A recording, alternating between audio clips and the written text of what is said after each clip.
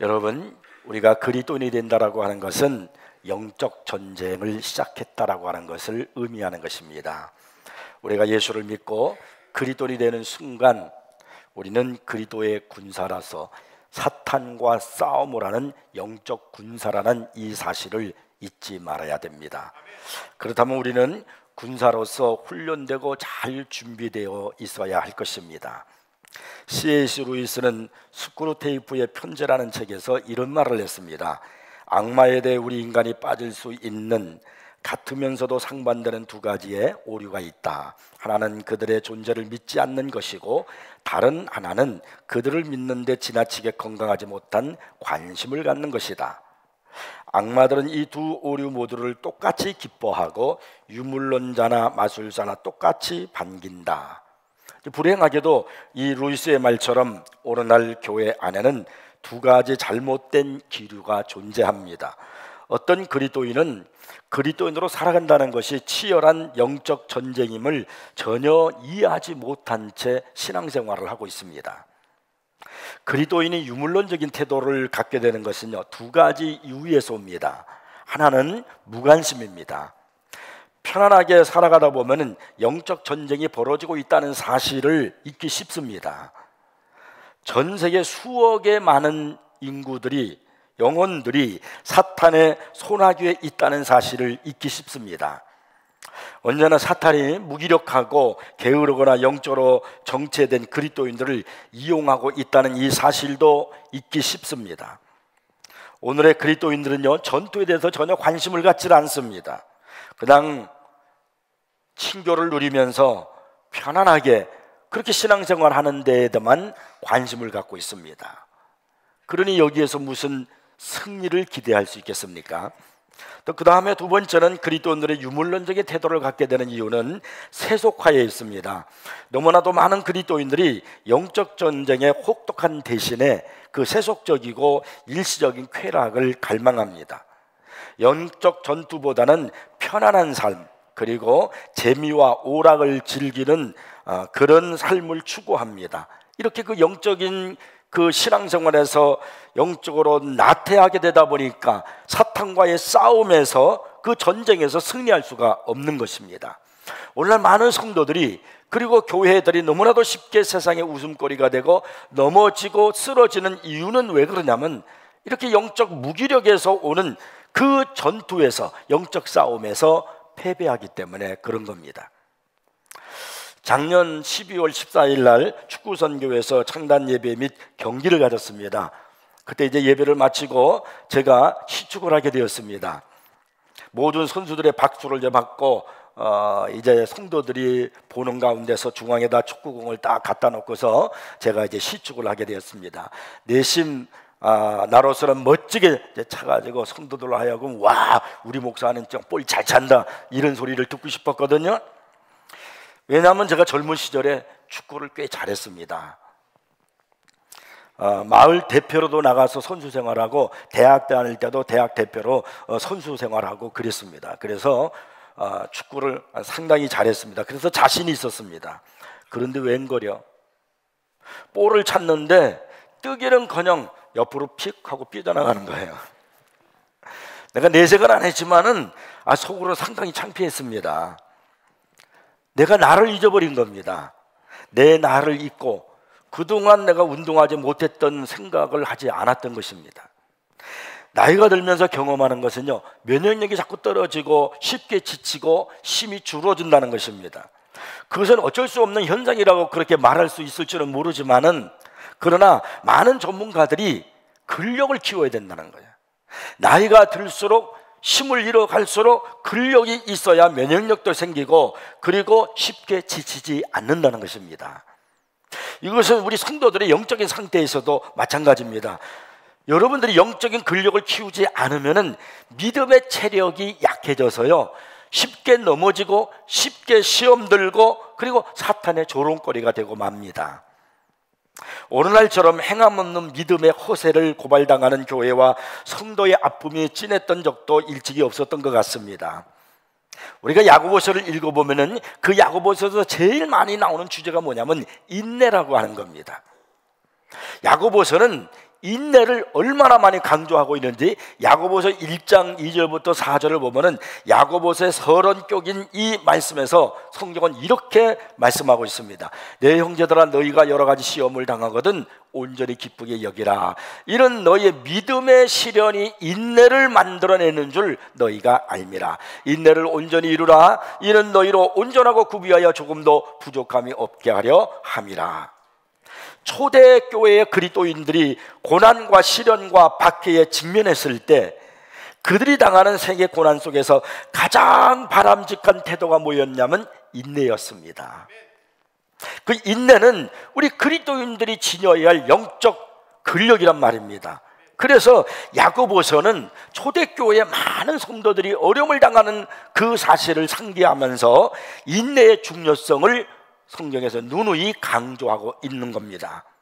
요한계시록 14장에 보면요, 마지막 때 큰 환난이 있을 것을 말씀하시면서 성도들의 인내가 여기 있나니, 마지막 때에 큰 어려움이 있을 것을 말씀하면서 이렇게 하는 겁니다. 성도들의 인내가 여기 있나니 그들은 하나님의 계명과 예수에 대한 믿음을 지키는 자니라. 그러니까 이 종말의 때에 우리에게 정말 필요한 게 바로 뭐냐면 인내라는 겁니다. 인내의 신앙이 얼마나 중요한지 몰라요. 히브리서 10장 36절 말씀을 보면은 너희에게 인내가 필요함은 그러면서요 하나님의 뜻을 행한 후에 약속하신 것을 받기 위함이라고 말씀하고 있습니다. 우리가 인내가 꼭 필요한데 그건 왜 그러냐면 하나님의 뜻을 행한다는 거예요. 내가 인내의 신앙을 가질 때 하나님의 뜻을 행하고 그리고 하나님이 우리에게 약속하신 것을 축복으로 받는다라고 그렇게 성경은 말씀하고 있습니다. 그래서 여러분, 우리에게 정말 필요한 게 바로 뭐냐면 인내라는 신앙입니다. 이 마지막 때 어려울 때일수록 인내 신앙이 정말 필요합니다. 자, 그러면 인내는 두 가지가 있어요. 첫 번째가 어떤 인내가 있냐면 하나님을 향한 인내가 있습니다. 이 하나님을 향한 인내가 바로 뭐냐면 그것은 기다림이고 그리고 하나님을 신뢰하는 겁니다. 이게 하나님을 향한 인내입니다. 본문에 보면 세 가지 비유를 말씀하고 있거든요. 농부의 인내, 선지자의 인내, 욥의 인내, 이렇게 세 가지 인내를 말씀하고 있어요. 훌륭한 농부가 되기 위해서 제일 중요한 것이 바로 뭐냐면 인내입니다. 기다림이에요. 속전속결을 원하는 사람은 훌륭한 농부가 될 수가 없습니다.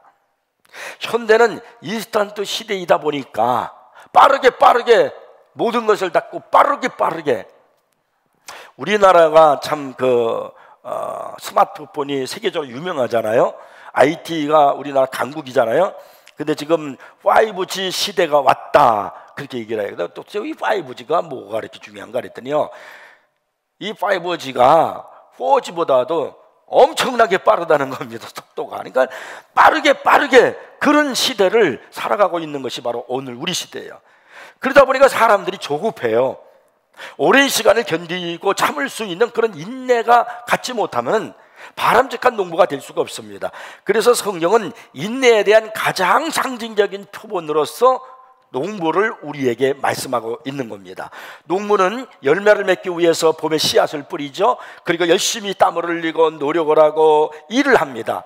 그러나 그러고 난 다음에 빨리 열매를 걷는 게 아니에요. 적절한 때를 기다리는 겁니다. 하나님이 열매를 주실 때, 그때를 이 농부는 기다리는 것입니다. 그래서 오늘 본문 7절에서 말씀하시기를 보라, 농부가 땅에서 나는 귀한 열매를 바라고 길이 참아 이른 비와 늦은 비를 기다리나리, 이렇게 말씀하고 있습니다. 하나님께서 가장 적당한 때에 반드시 열매를 주십니다. 갈라디아서 6장 9절 말씀 보니까 우리가 선을 행하되 낙심하지 말지니 포기하지 아니하면 때가 이름에 거두리라고 그렇게 말씀합니다. 때가 이르면 반드시 거둡니다. 때가 이르면 꼭 응답이 옵니다. 이 사실을 믿고 기다리는 걸 뭐라고 그러냐면 인내라고 그러는 겁니다. 하나님을 향한 인내, 그것이 바로 뭐냐면 하나님을 향한 신뢰란 말입니다. 내가 하나님을 믿으니까, 하나님이 선하신 분임을 믿으니까, 그래서 그분의 역사심을 기다리는 거예요. 이게 인내란 말입니다. 그 다음에 선지자의 인내에 대해서 말씀하고 있어요. 10절을 보니까 이렇게 말씀하죠. 형제들아 주의 이름으로 말하는 선지자들을 고난과 오래 참음의 본으로 삼으라. 예수님은 마태복음 5장 11절 이하에서 이렇게 말씀했어요. 나로 말미암아 너희를 욕하고 박해하고 거짓으로 너희를 거슬러 모든 악한 말을 할 때에는 너희에게 복이 있나니 기뻐하고 즐거워라. 하늘에서 너희 상이 큼이라. 너희 전에 있던 선지자들도 이와 같이 박해하였느니라. 예수님은 과거 선지자들이 받았던 그 박해를 상기시키면서 실망하지 말도록 이렇게 권면을 하십니다. 오늘 우리는요, 잘못된 그 신앙을 갖기가 쉬운데, 내가 교회를 열심히 나오고 내가 신앙생활 열심히 하고 주님의 말씀에 순종하기만 하면은 내 삶이 평탄하게 될 것이고, 그리고 나에게 큰 축복이 올 것이다라는 그런 기독교적 미신을 갖기가 쉽습니다. 내가 그리스도인이고 하나님의 뜻대로 살아가고 있음에도 불구하고, 열심히 신앙생활을 하고 있음에도 불구하고 여러분, 고난은 올 수 있습니다. 이것을 가지고 성경은 의인의 고난이라고 그래요. 근데 이때 바로 인내가 필요한 겁니다. 고난을 받으면서도, 내가 어려움이 내게 왔어도 그때 신앙으로 인내라는 거. 왜? 그 하나님을 믿으니까요. 그래서 기다리는 겁니다. 그것은 가장 중요한 것이 바로 뭐냐면 천국에 대한 소망 때문에 인내를 하게 되는 겁니다. 주님이 다시 오실 때 우리의 눈물과 상처를 닦아주고 싸매주고 위로해 주실 겁니다. 내가 신앙생활을 하면서 받았던 상처, 인내하면서 받았던 상처, 내가 주님을 섬기면서 어렵고 힘들었던 그 마음, 괴로움, 고통, 주님이 오시면은 다 눈물을 닦아주시고 나의 상처를 싸매어 주시고 나의 이 아픈 마음을 다 우리 주님이 위로해 주실 것입니다. 그래서 하나님께서 신앙생활을 하면서 하나님을 향한 인내에 대한, 그 신앙에 대한 인내를 말씀하면서 어떤 말씀을 우리에게 가르치냐면 그리스도의 강림에 대해서 가르치고 있다는 거예요. 오늘 본문에 보면은 세 가지를 말씀합니다. 7절에 그러므로 형제들아 주께서 강림하시기까지 길이 참으라. 그 다음에 또 8절을 보면은 너희도 길이 참고 마음을 굳건하게 하라. 주의 강림이 가까우시니라. 또 9절에 가서도 형제들아 서로 원망하지 말라. 그리하여 심판을 면하리라. 보라 심판주가 문 밖에 서 계시느니라 그랬어요. 이렇게 인내라는 단어와 꼭 연결시켜지는 것이 바로 뭐냐면 그리스도의 강림이에요. 초대교회 그리스도인들이 그 많은 박해와 어려움을 당하면서도, 죽음의 위협을 당하면서도 그들이 신앙을 지키고 인내할 수 있었던 것은 예수 그리스도께서 오실 것을 믿었기 때문에 그런 거예요. 마라나타, 주님의 강림을 믿었기 때문에 그런 겁니다. 기독교 역사에서 가장 성결하고 위대한 부흥을 체험한 시기는 성도들이 그리스도의 오심을 간절히 사모하고 있었을 때입니다. 그때마다 하나님은 놀라운 일을 행하셨습니다. 우리는 오늘도 간절한 마음으로 주님의 다시 오심을 기다리면서, 그리고 오늘 소망하면서 여러분 신앙생활에 인내하며 살아가야 할 줄로 믿으시기 바랍니다. 제가 목회를 하면서 힘들고 어려울 때도 있죠. 응답이 지체될 때도 있고 답답할 때도 있고 지치고 피곤할 때도 있습니다. 그러면 그때마다 생각하면서 제가 부르는 노래가 있어요. 제가 예배 시간에도 가끔가다 불러요. 어떤 찬송이냐면 신실한 약속 붙잡고 조금만 더 기다려라. 조금만 더 기다려라. 아마 잘 못 들어보셨을 거예요. 곡은 들어본 것 같은데, 신실한 약속 붙잡고 조금만 더 기다려라. 조금만 더 기다려라. 근데 이 찬송은요, 그 유명한 이성복 목사님께서 만드신 겁니다. 1950년 6월 25일 한국 전쟁으로 말미암아 우리나라가 그야말로 피폐했습니다. 세계에서 가장 못 사는 나라였고요, 나라로서 그 어떤 힘도 가지고 있지 못했습니다. 우리 국민들의 경제적인 어려움은 내일에 대한 희망조차 없이 하루하루를 근근히 살아가야만 했었습니다. 그런 그때 우리에게 소망을 주고 그 어려움을 참고 견뎌낼 수 있도록 한 것이 바로 뭐냐면 교회였습니다. 그때 많은 성도들에게 은혜를 끼치고 소망을 주었던 분으로 유명한 부흥사가 바로 누구냐면 바로 이성복 목사님이십니다. 이 이성복 목사님은 서울 충정장로교회 집회를 인도하는 중에 6.25를 만나게 되었습니다. 그 목포로 이제 내려와서 앞에도에 들어가서 20일간 이제 집회를 하고 나오니까 벌써 인민군이 정읍까지 이렇게 내려왔습니다. 모든 교육자들이 다 피난 갔고, 알고 있는 이제 정 목사가 같이 피난 가자고 얘기했지만 내 걱정은 말고 젊은 당신은 젊으니까 몸을 피하라고 이렇게 얘기해서 부산으로 보내고, 이 이성복 목사님은 남아있는 교회 성도들과 식구들을 데리고 예배와 기도를 계속했습니다. 그 이성복 목사님이 쓰신 간증기를 제가 여러분에게만 읽어드릴 테니까 한번 들어보십시오. 7월 24일에 인민군 선발대가 들어왔다. 때마침 임성교회 김종선 전도사가 자기 집으로 내려가서 환난을 피하자고 끌고 내려갔다. 거기 가서도 여전히 돌아다니며 가정 집회를 계속하였다. 8월 2일 수요일 밤 집회를 하고 나서 치안 소원들에게 붙들려 나갔다. 네가 목포에서 온 목사냐 했다. 그렇다고 하니 이번에 비행기 12대가 와서 목포를 폭격한 것을 아느냐고 했다. 비행기 온 것은 안다고 했더니 어느 예수 믿는 여학생이 신호를 해서 비행기가 왔다는 것이고 그 주동자가 이성복 목사라고 했다는 것이다. 나는 예수 믿고 전도나 하는 목사지 그런 것은 모른다고 하니까, 이 자식아 내가 예수 믿었느냐? 이승만을 믿었지. 목사 새끼 다 죽어라, 다 죽여버려라 하더니 뒷산 밑으로 끌고 나갔다. 청년 10여 명이 몽둥이를 들고 막 후려갈기니 스데반의 돌무덤이 생각나서 저들을 위하여 사제 축복 기도를 하였다. 그런데 아무리 때려도 아프지가 않았다. 이 자식이 얼마나 뚱뚱한지 도무지 아픈 줄을 모른다고 더욱 많이 맞았다.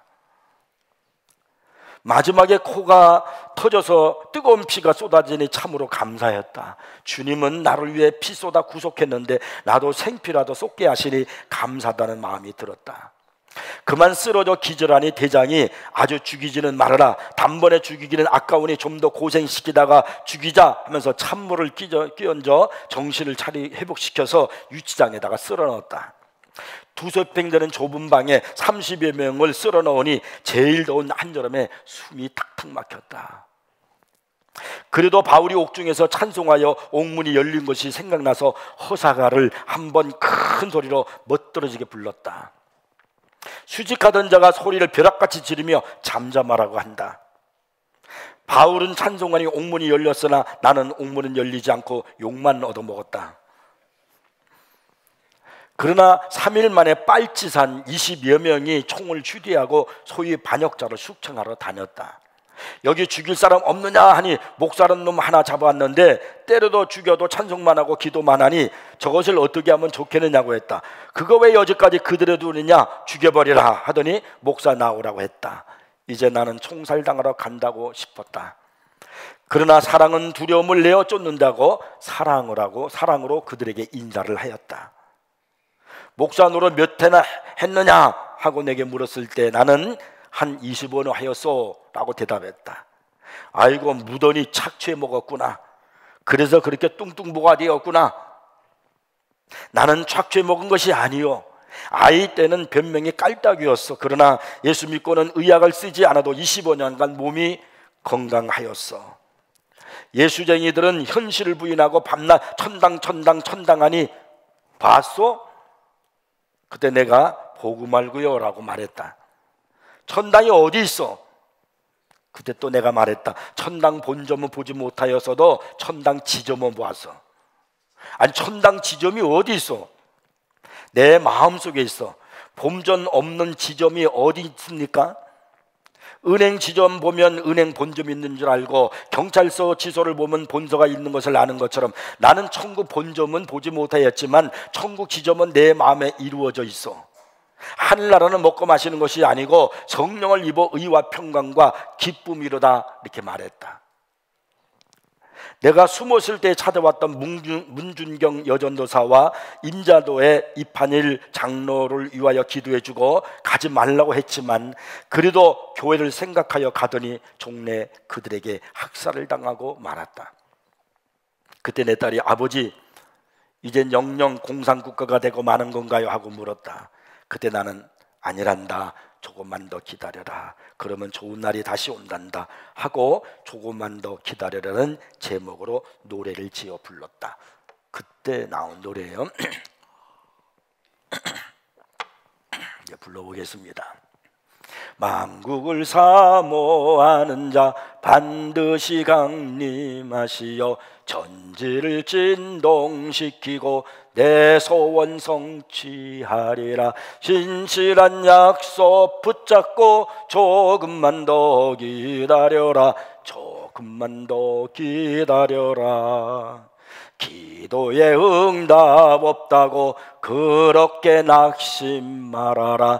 만사의 때가 있나니 조금만 더 기다려라. 신실한 약속 붙잡고 조금만 더 기다려라. 조금만 더 기다려라.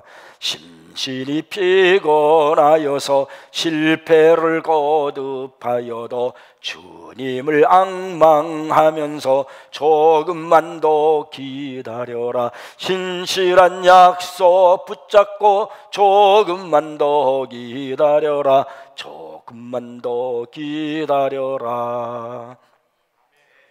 신앙생활을 오래 한 나이 드신 분들은 이 노래 들어봤을까요? 이성복 목사님 부흥회하는 거 참석해 보셨을 겁니다.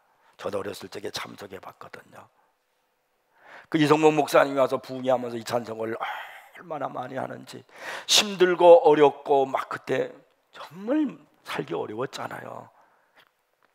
그래도 이 찬송 부르면서 그 어려움을, 그 고난을 견뎌가면서 하나님이 주실 소망을 바라보면서 그 시대를 이겨나가서 그렇게 믿음을 지켜나갔더니 하나님이 오늘의 한국을 만들어 주셨고 이렇게 오늘 한국 경제를 축복해 주신 줄로 믿으시 바랍니다. 인내란 그냥 당하며 참는 것이 아닙니다. 참으면서 하나님의 목적을 꾸준히 추구하는 것입니다. 11절에서는 그렇게 살아간 욥의 인내에 대해서 말씀하고 있습니다.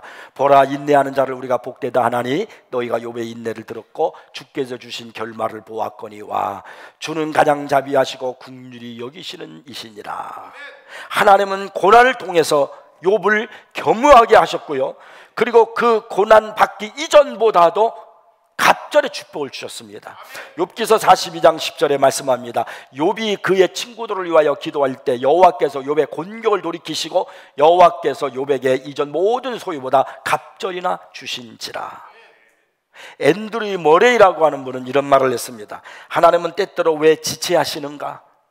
하나님이 지체하실 때마다 하나님은 우리에게 갑절의 축복을 준비하고 계신다. 문제의 해결이 속히 되지 않아서 마음이 답답할 때 꼭 기억하십시오. 하나님이 나를 위하여 갑절의 축복을 준비하고 계신다는 겁니다. 하나님을 향한 인내, 그것은요 하나님을 향한 신뢰입니다. 내가 그분을 믿으니까 그래서 기다리는 거예요. 인내하는 거예요. 합력하여 선을 이루시는 그 하나님을 믿기에 지금 내 현실은 어렵고 고난이 있어도 반드시 하나님이 이루실 것을 믿고 지금 기다리고 인내하는 겁니다. 욥은 고난을 통하여 하나님이 어떤 분인가를 알았습니다. 그리고 그는 거기에서 인내를 배웠습니다. 그래서 그가 욥기서 23장 10절에서 유명한 고백을 하잖아요. 그러나 내가 가는 길을 그가 아시나니 그가 나를 단련하신 후에는 내가 순금같이 되어 나오리라. 여러분은 하나님을 향한 인내를 갖고 신앙생활 하십니까? 여러분 조급해서 날마다 초조하고 쓰러지고 잠을 못 자고 염려하고 그렇게 살아가고 있지는 않습니까? 믿음이란 뭐냐면 인내하는 거예요. 기다리는 겁니다. 우리 하나님은 선하신 분이십니다. 나를 위해 십자가에 달려 돌아가시고 구속하신 그분께서 나를 그냥 두실 이유가 없어요. 아무것도 염려하지 말고 오직 모든 것을 기도와 간구로 감사함으로 아리라고 성경은 말씀하고 있지 않습니까? 하나님을 믿으시고 인내하고 기다릴 줄 아는 우리가 되기를 바랍니다. 두 번째는요, 사람을 향한 인내가 있습니다. 이 사람을 향한 인내를 오래 참음이라고 말합니다. 갈라디아서 5장 22절에 보면은 성령의 9가지 열매에 대한 말씀이 있는데 그 중에 오래 참음이라는 것이 있습니다. 제가 한번 성경을 읽어보겠습니다. 오직 성령의 열매는 사랑과 실학과 화평과 오래 참음과 자비와 양성과 충성과 온유와 절제니 이 같은 것을 금지할 법이 없느니라. 하나님의 속성이 무엇일까요? 그건 사랑입니다. 요한일서 4장 8절에서 하나님은 사랑이시니라 이렇게 말씀하잖아요. 그러면 하나님이 사랑이시라는 이 말씀이 정의되기 위해서 거기에는 반드시 하나님의 인내하심이 내포되어 있는 겁니다. 하나님은 인내하실 수밖에 없어요. 왜? 사랑하시니까. 하나님의 속성이 사랑이시니까 인내하시는 거예요. 베드로후서 3장 9절에 보면 그 말씀을 우리에게 가르칩니다. 주의 약속은 어떤 이들이 더디다고 생각하는 것이 더딘 것이 아니라 오직 주께서는 너희를 대하여 오래 참으사 아무도 멸망하지 아니하고 다 회개하기에 이르기를 원하니라고 이렇게 말씀합니다. 하나님은 우리 모두가 다 회개하여 은혜 안에 구원 안에 있기를 원하셔서 오래 참으신다는 거. 왜? 사랑하시니까요. 오늘도 하나님은 나를 향해서 사랑하고 계시기 때문에 참고 계시는 것입니다. 고린도서 13장을 사랑장이라고 이렇게 말하거든요. 근데 4절부터 7절까지를 보면 사랑의 특성에 대해서 15가지를 말씀합니다. 근데 사랑의 제일 처음 시작할 때 뭐라고 하냐면 사랑은 오래 참고 이렇게 시작해요. 그리고 7절에 마지막 마칠 때는 뭐라고 하냐면 사랑은 모든 것을 견디느니라 이렇게 끝납니다. 그러니까 이 사랑장에서 4절부터 7절까지 사랑의 특성을 말씀하는데 시작이 뭐냐면 사랑이 오래 참는 것이고 그리고 마지막이 모든 것을 견디는 거예요. 그러니까 참 사랑이 뭐냐면 오래 참는 겁니다. 견디는 겁니다. 바로 그것이 사랑이라는 거예요. 이 오래 참음은 인간관계에서 다른 사람들에게 받는 상처로 악행이나 손해를 견디는 특성을 말하는 겁니다. 초대교부였던 그 크리소스톰은요, 이것을 사람들에게 그릇된 대우를 받고 잘못 취급받아 상처를 받았을 때 복수할 수 있는 힘이 있음에도 불구하고 이를 간구하는 능력이다라는 말을 했습니다. 내가 억울한 일을 당하고도 인내해야 됩니다. 왜? 주님이 그렇게 오래 참으셨으니까. 주님이 억울한 일을 당하시고도 오래 참으셨으니까. 내가 주님 앞에 얼마나 많은 죄를 짓고 주님께서 얼마나 많은 나 때문에 상처를 받으십니까? 그럼에도 불구하고 주님이 나를 향해서 지금도 오래 참고 계십니다. 디모데전서 1장 16절에 사도 바울이 그 사실을 간증하고 있어요. 내가 긍휼을 입은 까닭은 예수 그리스도께서 내게 먼저 일체 오래 참으심을 보이사 후에 주를 믿어 영생을 얻는 자들에게 본이 되게 하려 하심이라. 주님이 나에게 먼저 오래 참으신 것은 내가 후에 예수 믿어서 다른 사람들에게 본을 끼치게 하기 위해서 그렇다는 거예요. 그러면 하나님의 주님의 오래 참으심으로 오늘 내가 있다면 우리도 이제는 오래 참으심의 그 신앙을 가져야 줄로 믿습니다. 하나님의 백성들은요 오래 참음의 옷을 입어야 되는 거예요. 골로새서 3장 12절에 보니까 너희는 하나님이 택하사 거룩하고 사랑받는 자처럼 긍휼과 자비와 겸손과 온유와 오래 참음을 옷 입고 이렇게 말씀합니다. 오래 참으십시오. 사람에 대해서 누구든지 오래 참으십시오. 어느 날 요한 웨슬레의 아버지가 그의 아내인 유명한 수산나에게 이렇게 말했습니다. 아내, 당신은 도대체 저 돌대가리 같은 아이들에게 어떻게 20번이나 똑같은 말을 타이를 수 있단 말이요.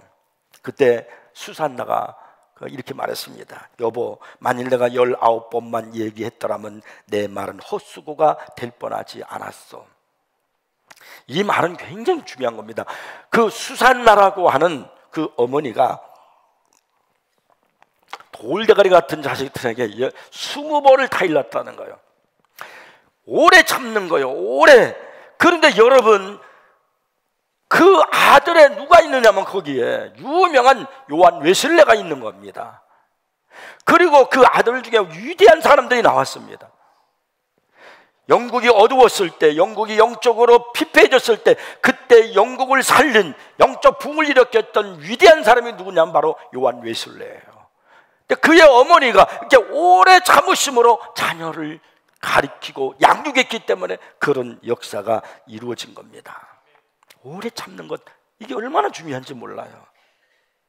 9절에 보니까 형제들아 서로 원망하지 말라. 왜 원망합니까? 오래 참지 못하니까 원망은, 비판하고 막 시기하고 질투하니까. 그러니까 참으라는 거예요. 원망하지 말라. 그리하여야 심판을 면하리라. 보라, 심판주가 문 밖에 서 계시느니라.